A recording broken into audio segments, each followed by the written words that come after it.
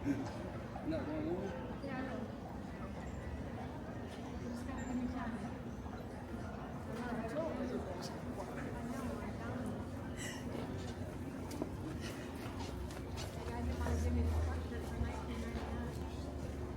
check it out nowadays. It's a memorial and museum for Dr. William Beaumont. That building does have kind of a gross story behind it if you guys want to hear it. Sure. Excellent. You were going to hear it anyway, but I'm glad some of you were at least excited for it. The story goes that in 1822, a young French-Canadian fur trader named Alexis St. Martin walked into that very retail store to trade his furs from a hard winter's work. He expected a lot of money. The issue is, instead of walking out with oodles of cash, instead, the poor man walked out of that store with a giant gunshot wound in his chest. Okay, we don't know exactly what had happened. Somewhere along the line, the gun had gone off and it had struck poor St. Martin in his side. The townsfolk summoned down Dr. William Beaumont, Army doctor at Fort Mackinac, post-surgeon, to try and save the man's life. And against all odds, he actually lived.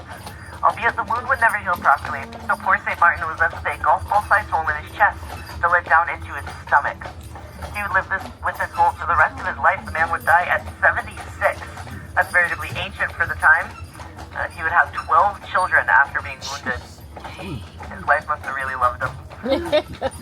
It's through this hole that Beaumont wants to do 250 experiments on St. Martin, including some of my personal favorites. That's taking bits of food tied to string and dangling it down into the hole to see how long it takes to digest. He'd also take samples of stomach acid, which he would smell and taste to test the pH. I told you it was a gross story. And through this process, we live on a beautiful little island, and this road is arguably the prettiest. Officially, we've just turned right onto Cadott Avenue, but this is affectionately known to the locals as Lilac Lane. Of course, all these beautiful lilacs that surround us. Lilacs were originally a gift from the French. They planted them on the island around barnyards and outhouses in the hopes that it might make them smell a little bit better. And it worked. To this day, the smell of lilac is just about the only thing that will overpower the scent of horse in the summer. We love lilac season here on the island. That's generally the second to third week of June is when the lilac turns. So before he died, he owned 4% of America's total GDP. That's an insane amount of money. He tried to be all buddy-buddy with the European elites, and what did he get for it? He died. Exactly. Let that be a lesson to all of you. Learn how to swim.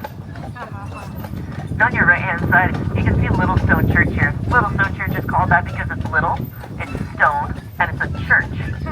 Very creative. That limestone you see on the outside is actually all quarried here on Mackinac Island. Those stained glass windows were imported from New York City. They were designed and built by Tiffany & Co., the jewelry label. If you guys are familiar with them, you might notice every Michigan State governor had the absolute privilege of making that their summer home right here on Mackinac Island.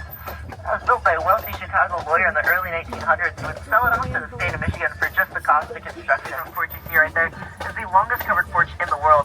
That was included in the original round of construction alongside 185 rooms. Now, has anybody done their homework?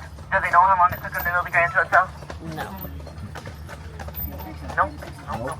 Wrong. 3 years? Wrong. No. It would take them 93 days. So your 54 days was pretty darn close. 93 days was all it took to build the Grand Hotel. Now, the reason they built it so quick was actually a bet between the blocks. So what they do is all the islanders basically hunker down here. They either have to rely on supplies that are delivered at the airport, or they wait until the ice bridge forms between here and St. Ignace. The ice bridge is basically, exactly as it sounds, a sheet of ice thick enough that you can reach the mainland on a snowmobile. You can go get your supplies, stay out till 2 a.m. at the bars, and then come back to the island. That's the easiest way. Really the only way people can get a lot of entertainment here. Otherwise you just have to sort of wait it out. Now the past 2 years the ice bridge hasn't formed, which has really sucked. It's been very boring on island for people, so they always hope they'll get the ice bridge back the next year. This over here is all St. Anne's Catholic Cemetery. St. Anne's Catholic Cemetery is attached to St. Anne's Parish. That is one of the oldest parishes in North America. It was founded way back in the late 1600s by Father Marquette of Marquette Park fame. You can get a beautiful view of downtown. Right there you can see those breakwaters. You see that ship out there. Now, this island here is called Round Island. Round Island is not actually very round. It's shaped kind of like a pork chop. But you can look and see our 2 lighthouses. Those 2 lighthouses there. The furthest one away from us, the boxy one, is the Round Island Lighthouse. And that was the original lighthouse in the region. They placed it there because they didn't want ships getting stuck on that spit of sand. that extends just beyond Round Island with no trees on it. They were the people were going to get stuck there, so they set their lighthouse there. Now, originally there were 3 lighthouse keepers that stayed at Round Island. They stayed there pretty much permanently. A lighthouse anymore. So this white one, that tower there, is the new Mackinac Island lighthouse. It's built right above sort of a rocky outcrop, almost like a hidden sandbar.